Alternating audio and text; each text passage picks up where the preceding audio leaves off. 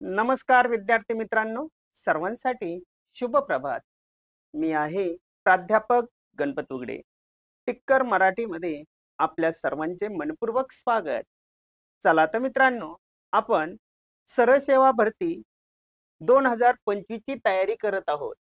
ही तयारी करत असताना मित्रांनो, टीईटी असेल, तलाठी असेल, राज्य उत्पादन शुल्क असेल, आरोग्य विभाग असेल, इतर सरळ सेवा कोणत्याही तत्सम परीक्षा घ्या. प्रत्येक परीक्षेला मराठी व्याकरण हा निर्णायक विषय आहे आणि त्यातीलच आज आपण अतिसंभाव्य जे काही प्रश्न आहे त्या प्रश्नांचं आपण विश्लेषण पाहणार आहोत. इथून पुढे मित्रांनो, दर दिवशी सायंकाळी 7 वाजता लाईव्ह मध्ये आपली ही बॅच तुम्हाला दिसणार आहे आणि म्हणून तुम्ही टिक्कर मराठी ॲप डाउनलोड करा. माझा 32 वर्षांचा अनुभव वगैरे आहे. गेल्या 32 वर्षापासून सातत्याने मी MPSC असेल, UPSC असेल, PSI, STI, ASO, त्याचबरोबर सरळ सेवा भरती या सर्वच परीक्षांना मराठी व्याकरण शिकवत असतो. चला तर आज मराठी व्याकरण मालिकेतील हे चौथं पुष्प वगैरे आहे. या चौथ्या पुष्पामध्ये अतिसंभाव्य जे काही प्रश्न आहे त्या प्रश्नांची आपण चर्चा करणार आहोत. चला जाऊया, पुढे जाऊया आपण. पहा, इथं प्रश्न दिलेला आहे, परमेश्वर सर्वत्र आहे. वाक्यातील क्रियापदाचा प्रकार ओळखा. वाक्यातील क्रियापदाचा प्रकार ओळखा. तर क्रियापद आहे. काय क्रियापद आहे रे इथं? तर या क्रियापदाचा जर विचार वगैरे केला तर क्रियापद आहे क्रियापद आहे. बरोबर आहे ना? मग आहे हे क्रियापद आहे. काल पण मी म्हणत होतो परमेश्वर सर्वत्र आहे, आज पण म्हणतोय परमेश्वर सर्वत्र आहे, उद्या पण मी असंच म्हणणार आहे परमेश्वर सर्वत्र आहे. बरोबर आहे. मग आता हे क्रियापद कोणत्या प्रकारचं आहे? सिद्ध आहे, साधित आहे की अनियमित आहे की उभयविध आहे? सांगा बरं, काय वाटतं तुम्हाला? कोणतं क्रियापद असेल? सिद्ध, साधित, अनियमित की उभयविध? तर मित्रांनो, या ठिकाणी आहे अनियमित क्रियापद. कोणतं क्रियापद आहे रे? अनियमित. मराठी भाषेमध्ये अशी काही क्रियापदे आहेत, त्या क्रियापदांना काळाचे व अर्थाचे कोणतेच बंधन नसते. वर्तमान, भूत आणि भविष्य, आज्ञार्थी, विद्यार्थी, संकेतार्थी, स्वार्थी याच्यामध्ये सर्वत्र ती सारखीच वापरली जातात. आहे, पाहिजे, नाही, नव्हे, नये, न लगे, न लगे. आता इकडे पहा बरं का कसं न लगे. आता याचा जर विचार वगैरे केला तर हा विचार करत असताना तुम्हाला लक्षात घ्यायचं आहे. काय लक्षात घ्यायचंय? की काल मी म्हणत होतो परमेश्वर सर्वत्र आहे, आज पण म्हणतोय परमेश्वर सर्वत्र आहे, उद्या पण मी असंच म्हणणार आहे परमेश्वर सर्वत्र आहे. मला कॉफी पाहिजे, तिकडे जाऊ नाही, मला माहित नव्हे किंवा खोटे बोलू नये, न लगे, औषुज्ञास सांगण्या न लगे. मराठी भाषेमध्ये अशी काही क्रियापदे आहेत. तर ही जी क्रियापदे आहेत या क्रियापदांना काळाचे व अर्थाचे कोणतेच बंधन नसते. हे तिन्ही काळामध्ये व तिन्ही अर्थामध्ये सारखेच वापरले जातात, म्हणून याला अनियमित क्रियापद म्हणतात. काय म्हणायचंय? अनियमित क्रियापद. मला वाटतं आता तुम्हाला लक्षात आलं असेल. सिद्ध कशाला म्हणायचं? तर मूळ धातूपासून जी क्रियापदे तयार होतात त्या क्रियापदांना सिद्ध क्रियापदे म्हणतात. मी आंबा खातो. खा हे मूळ धातू आहे, खातो हे सिद्ध क्रियापद झालं. समृद्धी अभ्यास करते. करते हे सिद्ध क्रियापद झालं. साधित म्हणजे जोडलेले किंवा सांधलेले. साधित याचा अर्थ जोडलेले. मग नाम साधित, आईला पाहताच मुलीचे डोळे पाणावले. विशेषण साधित, तो शिक्षकी पेशा स्थिरावला. धातू साधित, त्याच्यानंतर अव्यय साधित, खेड्यातील लोक आता बरीच पुढारलीत. आणि उभयविध याचा अर्थ वाक्य सकर्मक असेल अथवा आक्रमक असेल, क्रियापदाच्या मूळ रूपात कोणताच बदल होत नाही. उदाहरणार्थ इथं जर आपण पाहिलं तर मग त्याच्यामध्ये त्याने घराचे दार उघडले, त्याच्या घराचे दार उघडले, रामाने धनुष्य मोडले, ते धनुष्य मोडले, अशा अर्थानं. पुढे पुढचा प्रश्न काय आहे पहा. उदक सोडणे या वाक्प्रचाराचा अर्थ सांगा. उदक सोडणे, उदक सोडणे. आता उदक सोडणे म्हणजे काय होतं रे उदक सोडणे? तर उदक सोडणे याचा अर्थ होतो उदक सोडणे या वाक्प्रचाराचा अर्थ त्याग करणे. काय? त्याने त्या नोकरीवर उदक सोडलं. नारळ फोडणे, प्रारंभ करणे. धूप लावणे, त्या ठिकाणी काय होणे की त्या उपवास सोडणे. लक्षात येताना ही सर्व पर्याय कसे आहेत रे? चुकीचे आहेत. पण उदक सोडणे याचा अर्थ त्याग करणे. त्याने त्या पैशावरती उदक सोडलं, त्या नोकरीवरती उदक सोडलं असा त्याचा अर्थ होतोय. ओके, चला पुढे पाहूया काय घडतंय ते. पुढच्या प्रश्नाचा जर विचार वगैरे केला तर तो विचार करत असताना काय आहे पहा. रत्नाकर या शब्दाचा समानार्थी शब्द ओळखा. रत्नाकर. आता रत्नाकर म्हटल्यानंतर जलधी, नंतर पयोधी, त्याचबरोबर काय म्हटलं जातं रे? सिंधू, त्यानंतर सागर. बरोबर आहे ना? मग आता रत्नाकर हा कशाचा समानार्थी शब्द आहे? तर समुद्राचा. समुद्राचा म्हणजेच याला पर्यायी शब्द आहे सागर. समानार्थी शब्द निवडा म्हटलेला आहे. आणि मग ही बाकीची उत्तरं कशी आहे? चूक आहे. सूर्याला काय म्हटलं जातं? सविता. याला काय म्हटलं जातं? भास्कर. चंडास्यू, रवी अशी वेगवेगळी नावं आहेत. बरोबर आहे ना? रवी म्हटलं जातं, सविता म्हटलं जातं, भास्कर म्हटलं जातं. सागराला मी सांगितलं तुम्हाला जलदी आहे, पयोधी आहे, समुद्र आहे, अर्णव आहे, बोलती जे अर्णव पियुषाचे. नदीला शब्द आहे सरिता. चंद्राला शब्द आहे शशी. शशी नंतर इंदू. शशी नंतर काय आहे? इंदू. ओके, तर हा जो प्रकार वगैरे आहे या प्रकाराला काय म्हटलं जातं रे? तर हे आहे रत्नाकर या शब्दाचे समानार्थी शब्द. आता पुढे पहा काय घडते ते. मोफत जेवण मिळण्याचे ठिकाण काय आहे रे? सदाव्रत, किंवा त्यालाच शब्द आहे अन्नछत्र. अन्नछत्र, सदाव्रत किंवा अन्नछत्र. लक्षात येत आहे? ओके. पानपोही. तर पानपोही याचा अर्थ जे वाटसरू वगैरे आहे, वाटसरूसाठी केलेली पाण्याची सोय पानपोही असते. धर्मशाळा, जे काही तीर्थयात्रेला वगैरे जातात किंवा धार्मिक जे काही स्थळ आहे, लोकांच्या राहण्याची व्यवस्था केली जाते त्याला धर्मशाळा. भांडारा, कधीतरी देवाचा प्रसाद म्हणून, मग साई भांडारा असेल अथवा एखादा देवीचा भांडारा वगैरे असेल तर लोकांना अन्नदान म्हणून त्या ठिकाणी अल्प उपहार किंवा जेवण दिलं जातं, त्याला भंडारा वगैरे असे म्हणतात. ओके, मग आता इथं उत्तर काय आहे? मोफत जेवण मिळण्याचे ठिकाण अन्नछत्र उत्तर बरोबर आहे. चला, हंडाळी या अलंकारिक शब्दाचा अर्थ निवडा. हंडाळी. हंडाळी याचा अर्थ काय होतो? विवाहित जोडपे, दुर्मिळ वस्तू, विजेट जोडपे. काय होतं रे हंडाळी? सांगा मला, हंडाळी याचा अर्थ काय होतो?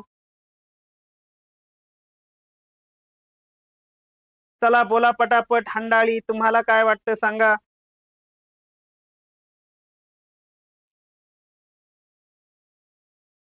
काय उत्तर आहे सांगा पटापट.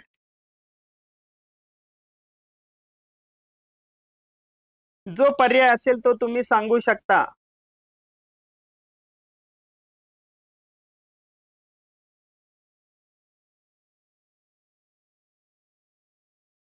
काय वाटतं अंदाजे?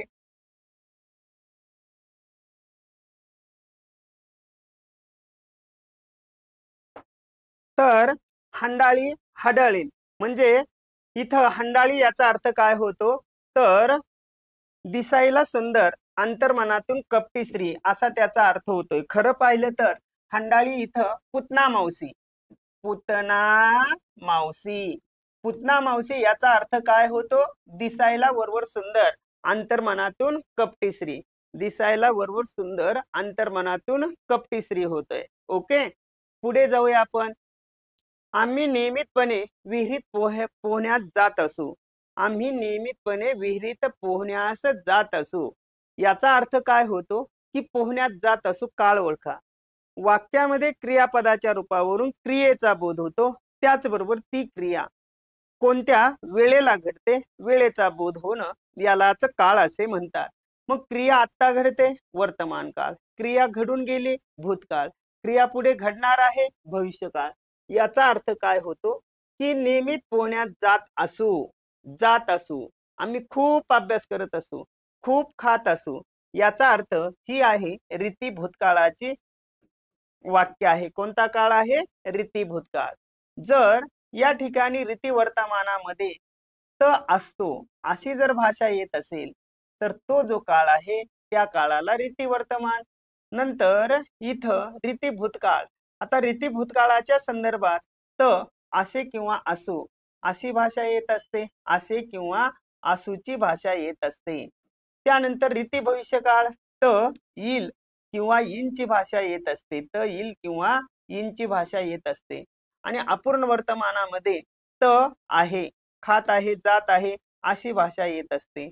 काळ ओळखणं अतिशय सोपं आहे. ज्या वेळेस तुम्ही रेग्युलर बॅच मध्ये लाईव्ह मध्ये असाल त्यावेळेस संपूर्ण व्याकरण अतिशय साध्या सोप्या सरळ शब्दामध्ये तुम्हाला संपूर्ण माहिती दिली जाईल. पुढे जाऊया आपण.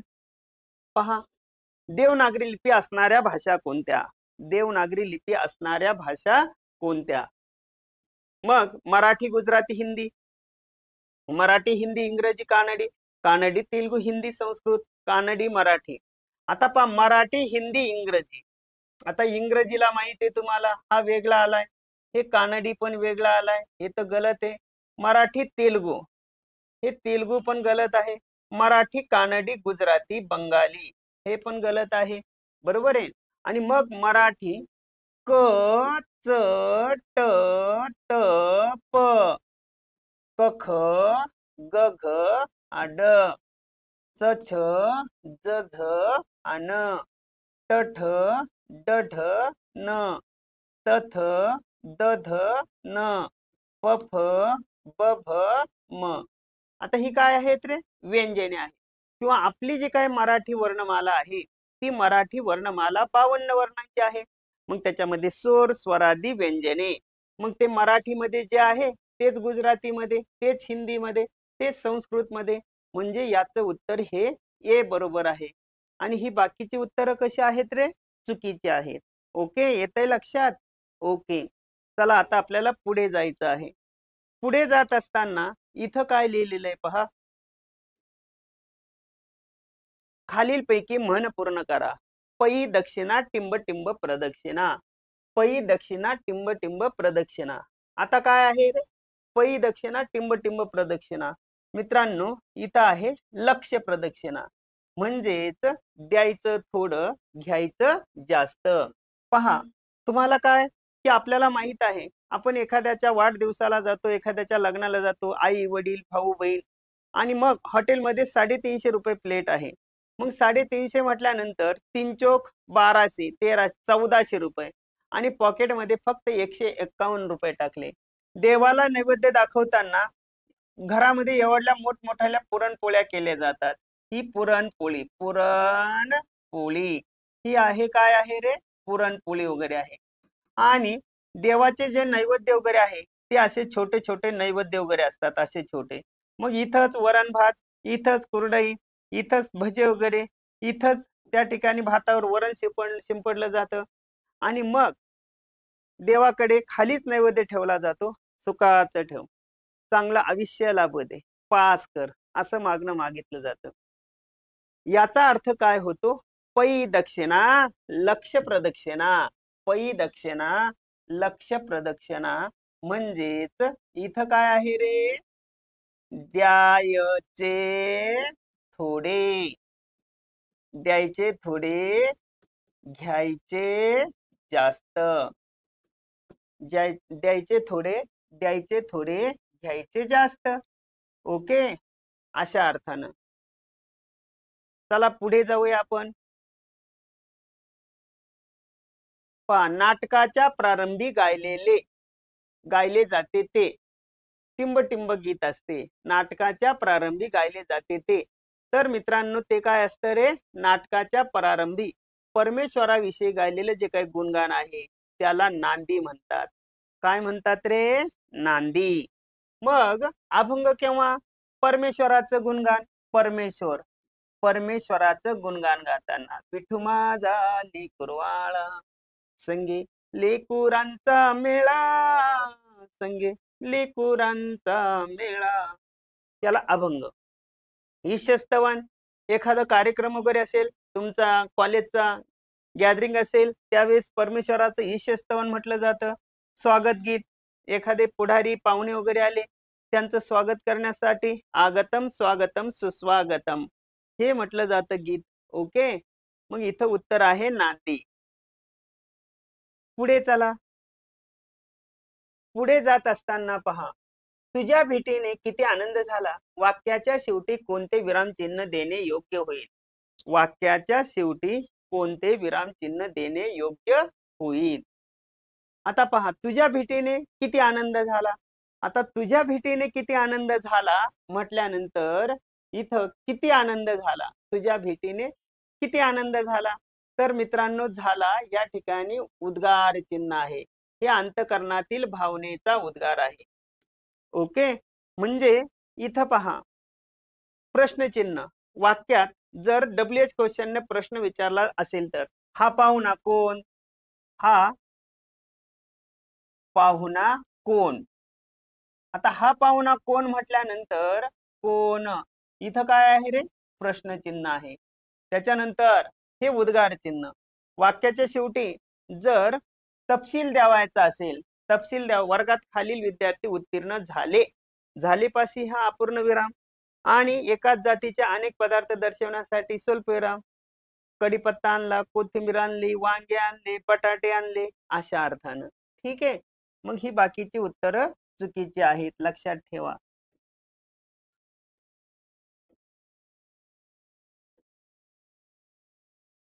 पुढे पहा, झाले बहु, होतील बहु, आहेतही बहु, परंतु या समहा. अलंकार ओळखा. अनन्वय आहे, दृष्टांत आहे, व्यतिरेक आहे की उपमा आहे? झाले बहु, होतील बहु, आहेतही बहु, पण या सम हा. याचा अर्थ असा की उपमेयाला उपमेयाचीच उपमा दिली जाते, दुसऱ्या कशाचीही उपमा देता येत नाही. उपमेयाला उपमेयाचीच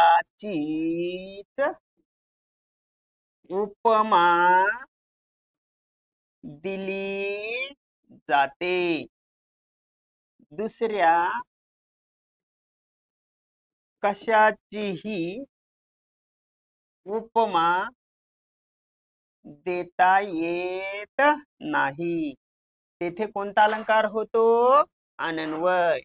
आई सारखी मायाळू आईच. झाले बहु, होतील बहु, आहेतही बहु, परंतु या सम हा. बरोबर आहे. कर्णासारखा दानशूर कर्ण. पुढे मराठी भाषेतील पहिली सामाजिक कादंबरी. आता मराठी भाषेतील पहिली सामाजिक कादंबरी कोणती आहे रे? यमुना पर्यटन. कोणाची आहे ती? तर ती आहे बाबा पद्मनजी.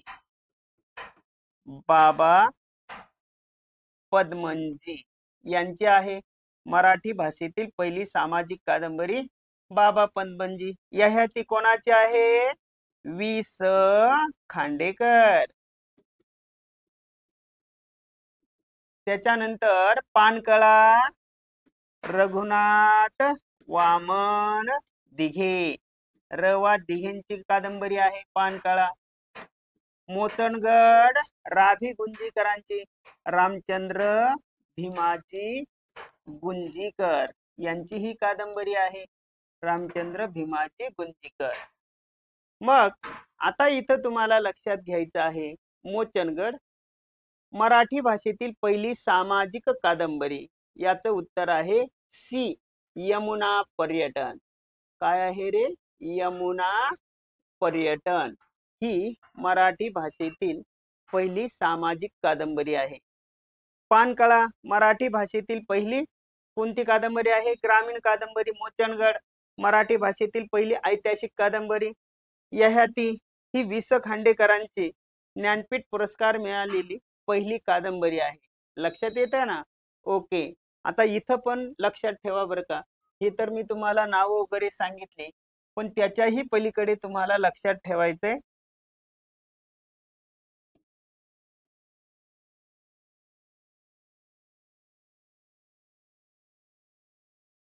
मराठी पहिली ऐतिहासिक कादंबरी.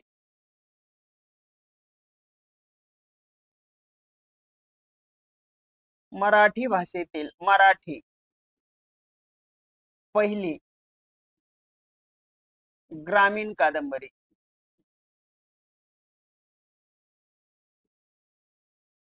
मराठी पहिली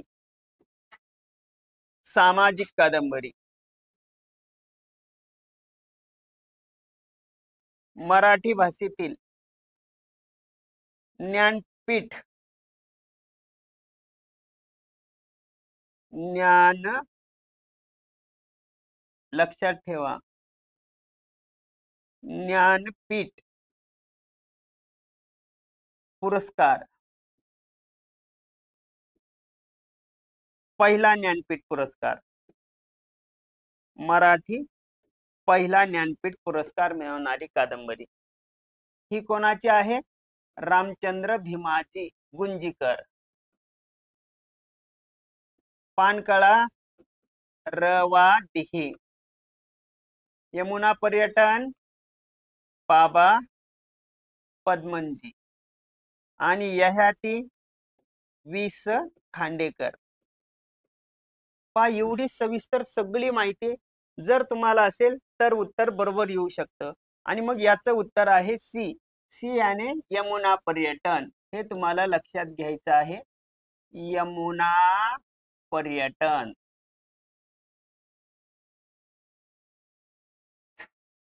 ओके. चलायचं आता पुढे. किती सविस्तर सांगितलं पहा. मराठी भाषेतील पहिली ऐतिहासिक कादंबरी मोचनगड राभी गुंजीकर. मराठी भाषेतील पहिली ग्रामीण कादंबरी पानकळा रवा दिघे. नंतर मराठी भाषेतील पहिली सामाजिक कादंबरी यमुना पर्यटन. आणि मराठी पहिला ज्ञानपीठ पुरस्कार मिळवून देणारी आहे ज्ञानपीठ पुरस्कार ययाती. ओके. चला पुढे जाऊया. भरपूर माहिती झाली तुम्हाला. आता विरुद्ध शब्दाची योग्य जोडी ओळखा. विरुद्ध शब्दाची योग्य जोडी. तटणी सरिता. आरोहण अवरोहण. कलंक काळीमा. विरह दुरावा. आता कलंक म्हणजे काळीमा. विरुद्धार्थी शब्दाची योग्य जोडी ओळखा. योग्य जोडी. विरुद्धार्थी शब्दाची योग्य जोडी. आता तटिनी सरिता हे समानार्थी झालं. अवरोहण आरोहण. कलंक काळीमा. विरह दुरावा. तर ही जी जोडी आहे ही योग्य आहे आणि बाकीची उत्तर चुकीची आहेत. आता इथं तुम्हाला लक्षात घ्यायचंय आरोहण. आरोहण याचा अर्थ होतो काय? आरोहण म्हणजे चढविणे. चढविणे. आणि त्याच्या विरुद्ध आहे अवरोहण. अवरोहण का मतलब होता है उतरवणे. उतरवणे. सकाळी 7:15 ध्वज चढवला जातो आणि 5:15 तो उतरवला जातो. आरोहणच्या विरुद्ध काय म्हटलेले इथं? विरुद्धार्थी शब्दाची योग्य जोडी. बरोबर. ही बाकीची उत्तर कशी आहेत रे? चुकीची आहेत. पुढे चला. पुढे जात असताना भास्कर या शब्दाचा गण ओळखा. कशाचा रे? भास्कर या शब्दाचा गण ओळखा. आता भास्कर म्हटल्यानंतर हे आहे भास्कर.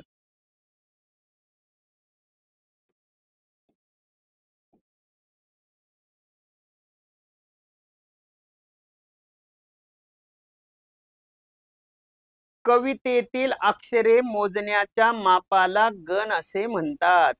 मोजण्याची पद्धत 3-3 अक्षरांचा गट करून लघुगुरूचा क्रम ठरविणे. 3-3 अक्षरांचा गट करून लघुगुरूचा क्रम ठरवणे याला काय म्हणायचं? गण म्हणतात. मग गणाचं सूत्र आहे यरतन भजसम. यरतन भजसम. यरतन भजसम याचा अर्थ इथं ये यमाचा र राधिका त तारा प ज जनास भ भास्कर न नमन. भ म्हणजे भास्कर, ज म्हणजे जनास, स म्हणजे समरा आणि म का मतलब होता आहे मानावा. ओके. इथं काय आहे रे? भास्कर. हे काय आहे? जनास. हे काय आहे? समरा. आणि हे काय आहे? मानावा. हे त्याचे गण वगैरे आहेत. आता इथं भास्कर म्हटल्यानंतर इथं कोणता गण आहे पहा. भास्कर या शब्दाचा गण ओळखा. आता मग हे गुरु आहे, लघु आहे, लघु आहे. आता याचा गण कोण आहे भास्कर म्हटल्यानंतर? भगन. कोणता गण आहे? भगन आहे, भगन. म्हणजे याचं उत्तर आहे भ. लक्षात येतं ना? भास्कर या शब्दाचा गण आहे भगन. ओके. गुरु हे इथं पहा, गुरु लघु लघु. ठीक आहे, पुढे जाऊया आपण. खालील गुजराती भाषेतून आलेला शब्द ओळखा. गुजराती. गुजराती भाषेतून शब्दसिद्धी मधले हे प्रकार आहे. रिकाम टेकडा, त्यानंतर घी, दादर, तूप, डांगर, भिशी, छोकरा, छोकरी. तर हे आहे दलाल. गाल हा कानडी आहे. हलाहल, कोलाहल हे उत्तर चुकीचे आहेत. इथं उत्तर आहे दलाल. ओके. दलाल हे उत्तर अगदी बरोबर आहे. हा शब्द कोणता आहे रे? गुजराती. चला पुढे जाऊया. आईला चंद्र दिसला. वाक्यातील कर्ता ओळखा. आईला चंद्र दिसला. हे पहा. आईला चंद्र दिसला. मूळ धातू दिस. मूळ धातू काय आहे? दिस. दिसणारा चंद्र. चंद्र कोण झाला? कर्ता. आणि दिसलेला देखील चंद्र. मग या ठिकाणी उत्तराचा जर विचार वगैरे केला तर उत्तराचा विचार करत असताना चंद्र हा वाक्यातला कर्ता आहे आणि बाकीचे उत्तर चुकीचे. आई हा भोक्ता आहे, म्हणजे त्या ठिकाणी उपभोग घेणारी आहे. लक्षात येतं ना? म्हणून या ठिकाणी आई उत्तर नाही, चंद्र. दिसणारा चंद्र आणि दिसलेला चंद्र. कर्त्यापासून निघालेली क्रिया कर्त्याशीच लय पावते, ती तिथून पुढे जात नाही. आणि म्हणून या ठिकाणी याचं जे काही उत्तर आहे ते उत्तर आहे चंद्र. 100% या वाक्यातला कर्ता कोण आहे रे? चंद्र आहे. ठीक आहे, पुढे जाऊया. नदी या शब्दाचे सामान्य रूप ओळखा. नदी या शब्दाचे सामान्य रूप ओळखा. आता सामान्य रूप ओळखा याचा अर्थ इकारांत स्त्रीलिंगी नामाचे सामान्य रूप यकारांत होते. हा नियम सांगतो. इकारांत स्त्रीलिंगी नामाचे नामाचे सामान्य रूप यकारांत होते. कसं होतं रे? यकारांत होते. मग तुम्ही म्हणाल कसं? तर इथं जर आपण पाहिलं तर नदी, हे पहा, ती नदी. आणि अनेक काय होईल रे? नद्या. या नदी नद्या, नदी नद्या. म्हणजे इथं जर तुम्ही बारकाईने विचार वगैरे केला तर हा विचार करत असताना इथे पहा, तुम्हाला लक्षात येईल नदी नद्या म्हटल्यानंतर याचं उत्तर ए आहे. ही बाकीची उत्तर काय आहे? चुकीची आहे. ती नदी अनेक आहे नद्या. ती नदी अनेक काय होत रे? नद्या. चला पुढे जाऊया. पहा, खालीलपैकी कोणत्या शब्दाचे सामान्य रूप होत नाही? सामान्य रूप होत नाही. चहा, खेळ, पैसा, कुंकू. काय होतं रे? पैसा, पैसा, खेळ, चहा. आता चहा खालीलपैकी कोणत्या शब्दाचे सामान्य रूप होत नाही?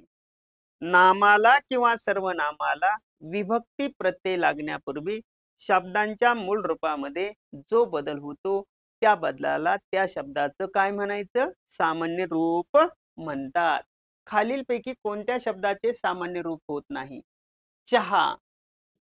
ही बाकीची उत्तर चुकीची आहे. चहाचा कप, चहाचा कप, चहाला साखर, चहात मासी पडली. आता हे या ठिकाणी पहा, चहा चहा चहा. हा, इथं हे विभक्ती प्रत्यय ला ला ला त. शब्दाच्या मूळ रूपामध्ये कोणताच बदल होत नाही आणि म्हणून कोणत्या शब्दाचे सामान्य रूप होत नाही, तर उत्तर आहे चहा. काय उत्तर आहे रे? चहा. खालीलपैकी सामान्य रूप न होणारा शब्द ओळखा.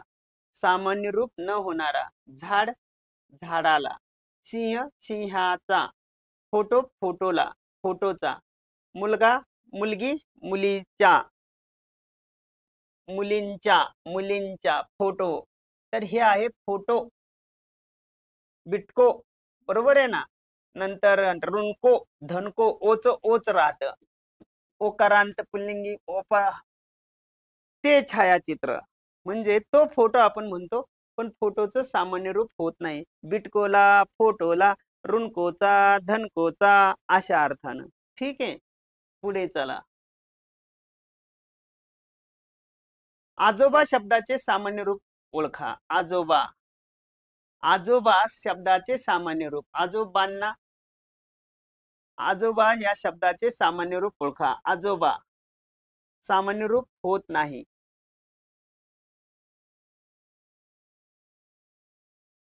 काय वाटतं सांगा? आजोबा शब्दाचे सामान्य रूप ओळखा. आजी आजोबा सामान्य रूप होत नाही. आजोबांना. आता सामान्य रूप असलेला पर्याय निवडा. आजोबांना. आता इथं कोणता प्रत्यय लागला रे? ना. मग इथं काय होईल? आजोबान.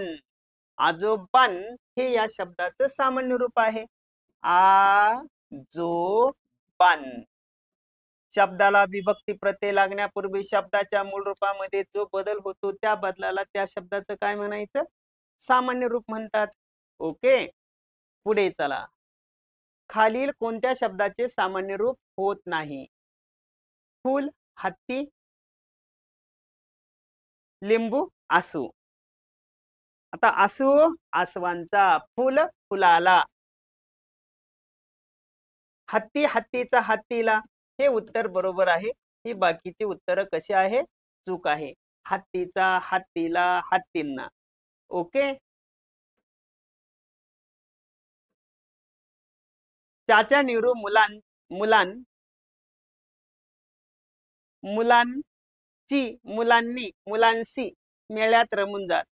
चाचा नेहरू मुलांच्या मेळ्यात रमून जात. मुलांच्या. योग्य वाक्य रचना करायची आहे. एकदम सिंपल प्रश्न असतात. ओके.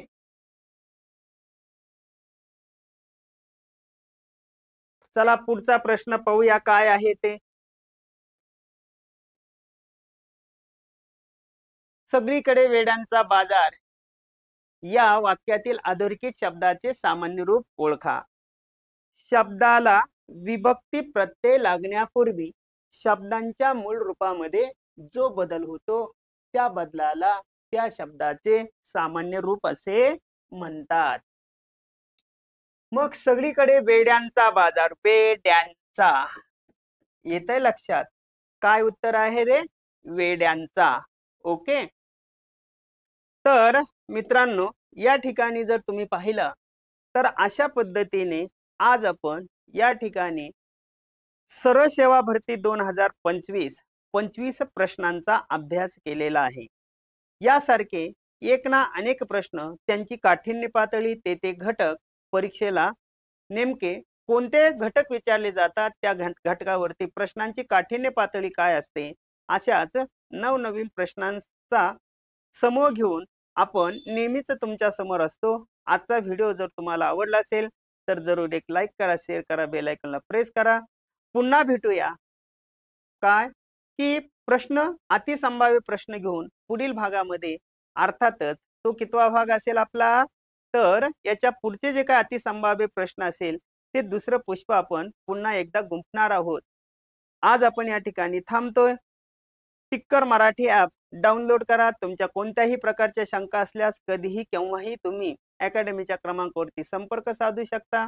आपली लवकरच या ठिकाणी नवीन बॅच सुरू होत आहे. तिथे देखील तुम्ही स्वतः असाल, तुमचे इतर नातेवाईक असाल, त्याचा लाभ घेऊन तुम्ही हक्काची, मानसन्मानाची आणि प्रतिष्ठेची भाकरी मिळवू शकता. धन्यवाद. Happy thoughts. Take care. Thank you.